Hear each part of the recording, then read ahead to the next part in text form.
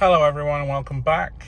Today's video is just a little walkthrough of what each and individual button does on this car. This is the Mercedes CLA Coupe 2021. It has the Premium Plus package, so it's pretty much the top end spec. So I'm going to give you a rundown of each button and tell you a little bit about what each one does. Obviously some of the buttons are self-explanatory, and some of you may know what all the buttons do anyway, but this may help or may not help someone that's not as tech savvy as to say. So without further ado, here we go. So if we move over to the right of the driver's side, you have the windows. Obviously rear windows, front windows.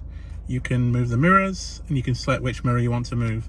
This button here closes the actual mirrors themselves, but the car already does that when you lock it anyway, so there's no need to do that unless, I don't know, you parked up and you sat in the car still. If we move over to here, you have your seats and your memory numbers, and also your heated seats. In regards to the seat movement, you can move it back, forwards. For the top end, you can move it down, up and forwards, and backwards. These are basically memory, so all you need to do is once you've moved these to where you need them, you just hold the M button and press number 1 or 2, or depending on who's getting in the car.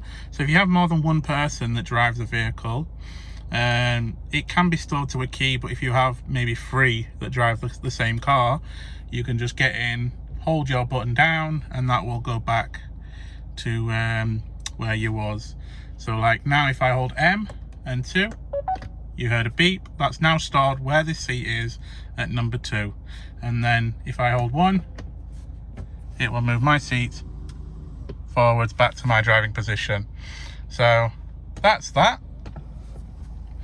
As for the heated seat, you can press it and it will go on full. You can press it again to number 2, number 1, and then off. This will automatically turn off when the seat gets too hot anyway. As for the other side, I've mentioned this in a previous video. This is meant to be the ventilation seat, but for some reason in the UK we don't get that, but you may be able to spec it depending on whereabouts you are based. Right, so moving on down to this section. This is your parking brake.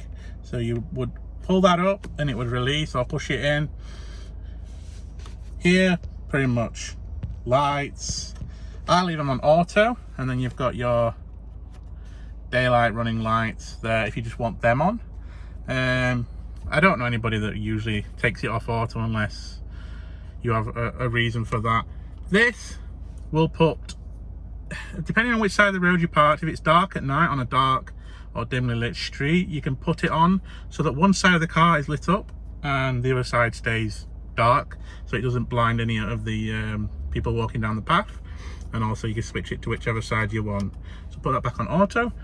That there is your fog lights, and then underneath that will turn up and down the dimness of the screens and all the lights. So like that, if I turn that down now, as you can see, you can't really tell in the day, but it does get darker and brighter as you move that up and down. So that's that. Next we move on to the stalks, and on the right, if you're not familiar with Mercedes, the gear selector is on here. You have this button here, which is also the park button. Don't know why you need 2, but there's 2.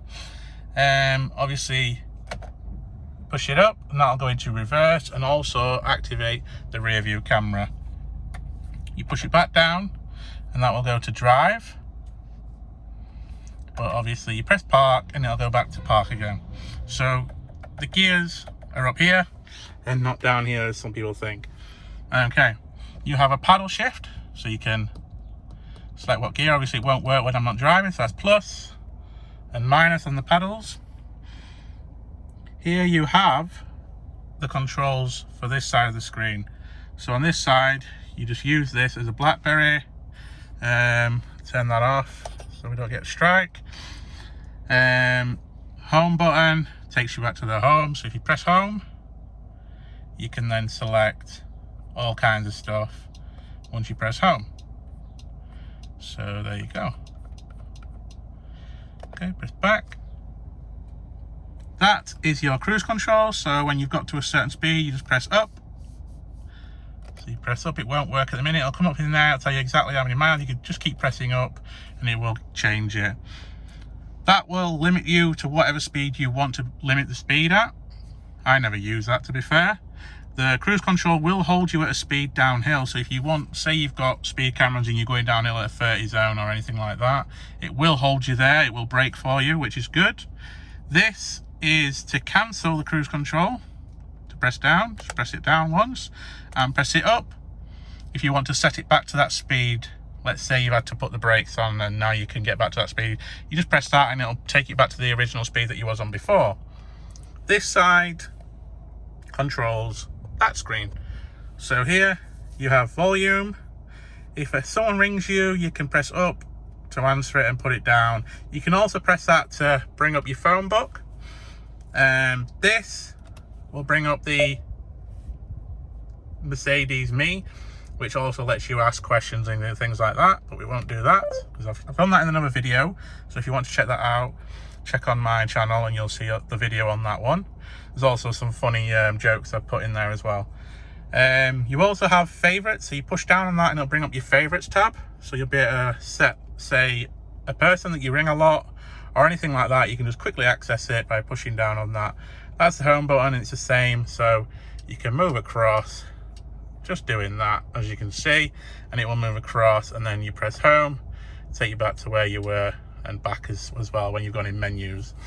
Okay, here we have, obviously self-explanatory, it's the engine start stop button, and underneath you press that, and then when you're driving that will turn off the auto start stop. So when you're at lights, if you're in green mode, put it in green mode there, if you put it in green mode, you will get to the lights and you'll pull up and the car will basically shut off the engine to save fuel. It's handy for those, if you're pottering around town, it'll keep the engine turned off at lights and things like that, and then it'll boot back up. It is pretty quick. I know some vehicles, they don't start back up quick enough and you seem to be sat at lights for a bit too long, but on this one it's not too bad. So in green mode I have it on. So yeah, moving on to here, this is the one that's a bit tricky. This is the if you do have the Premium Plus, you will push forwards on that to activate. It's not coming up at the minute because, let me see if I can get it on. If I push the lights on, as you can see there, it'll activate the full beam only yourself when you have it in that mode at that side. But if you have it on auto and you have the Premium Plus with the multi-beam LED lights, which I have, you would push that forwards and it would activate a system. And what that does is it basically leaves on a dark road, it knows you're on a dark road, and the sensors in the car will know, and it will keep the full beam on. As soon as it sees a car, it will not shut off the whole beam, but basically make a kind of a dark patch in the headlights. The rest of the road on the left or wherever will be still full beam for you, but the rest, like if an oncoming car, the rest of that car will not be dazzled by you. It's crazy how it works, but there's so many LEDs and it could just literally touch off a couple of those LEDs so that it doesn't blind oncoming, or if you're behind somebody, but at least then you can still see the passengers, the people walking down the road and things like that. You'll still be able to see anything coming out of the side. So that's quite handy to have. You pull it towards you and that will flash the full beams, just flash them, but it doesn't keep them on in this mode. Right, so you have the wipers, that is auto wipers, I'd say at a slower pace, so it'll keep it on auto. It'll just leave it on that and it will, if it starts raining, it will come on, but it'll come on at a steady pace. If you need it to be a little bit quicker, you can push it up one and that will make sure that the wipers basically react a bit faster than normal. Let's just say these are basically your own settings. So if you don't want auto on, you could put 2 on or 1, depending on what speed it is. Right, the other thing that confuses a lot of people, usually on some cars you push forwards or pull it in to activate the washers. See, on this car you have to push a button, so you push that in and that would basically then spray the washers. So yeah, just bear that in mind, because when I first got the car, I was going down the road, I was like, oh god, I need to put some water on my windscreen, and it was doing nothing. I was basically flashing people down the road and everyone's getting annoyed at me. And then I managed to have a look and I was like, oh, it's right there. It's because I didn't see it when I was sat here. I didn't see the image that says washer wipers. So just bear that in mind when you do get this car. Right, moving on down, we have dual zone climate on both sides. So you would push up or down depending what temperature you want. You can then press that one if you want both sides. If you're on your own in the car and there's no passengers, you can set both sides by just simply pressing sync, and then that way, but you can override it by just pushing up and down on the left side. Next to that is AC and rest. Obviously that's air conditioning, so that's a good thing to have. And on the bottom you have rest mode. What this means is, it's basically like, let's say you're popping into a shop, you want to keep the car cool, or in winter keep the car hot. What it will do is, for a good 40 minutes or so, before you turn the engine off and before you get out, you just push that down, it will light up so you know it's on, and it will keep the air conditioning on or the heating on for say half an hour, 40 minutes. So then you'll get back after a quick shop, you'll get back in the car and it'll basically warm or still quite cool for you, which is quite really good to have, really. Moving on next, obviously that's the if you're parked in a lot of traffic, and obviously you've got a lot of people have cars and there's bad fumes coming out of exhaust, you press that and it'll keep the air circulating in the car. Your rear demisters, put that on. You've got your hazards. Look, you got your max. So let's say on this car you don't have heated windscreen, so obviously you'd have to use that, and that will basically, just as you can hear, put on the full system to make sure that it goes through. Next to that you've got auto, so what that'll do is you'll set a temperature and that will basically just keep it as best it can as that temperature throughout the whole cabin. Next to that you have the blowers, so you can set the speed, so faster and slower. And then next to that you have the menu for this. I'm not a fan of screen menus when it comes to things like that you want to access quick. So this is one annoying feature that I'm not a fan of, because let's say you're driving down the road. First of all, you want to change it to the feet, your aircon. You want to change it to the feet instead of on your face or whatever. So you press this button first, so you have to try and reach over to this button, and then you get this screen. So then you'd have to mess about while you're driving, trying to press the button, turn that one off, put on AC. So I don't know, when it comes to stuff like that, those kind of things should be set on a button for definite. I know you've got the temperatures on a button, that's fair enough, but switching from face to window to everything else should be on a button too, I personally believe. That's just one of the annoying things I'm not a fan of. Right, so moving, in fact we'll go to the top. Here at the top we have lights, LED lights, in fact, really bright on a night. You can also turn that off, and they don't just turn off, they go off in a way that's, I don't know, how do I call it, very posh, very Mercedes, should I say. And what it does is just turns all the lights on in the car. This one will turn on a reading light that's just under here. There it is. So you've got reading lights for both sides. So obviously then you're not blinding your driver while you want to read something yourself. You've got just turn on the rear lights. You can turn on the rear lights. That will press that, and then if you unlock a door and get out, it won't turn any of the lights on if you don't like that, so you can turn that off. Right, so back down we have the main control system, which also controls the middle as well as that one does. So down here we have home. To skip a track, you just slide forwards or backwards on this top bit. You just go backwards and forwards, and back button, and you can draw. If you want to write an address, you can write on it. This here is weird. It's just a wrist support, which is kind of cool, but it is what it is. I don't know. But it's cool to have. But people always look at it and think, oh, is that your gear stick? And it's like, no, that's just something to rest your arm on.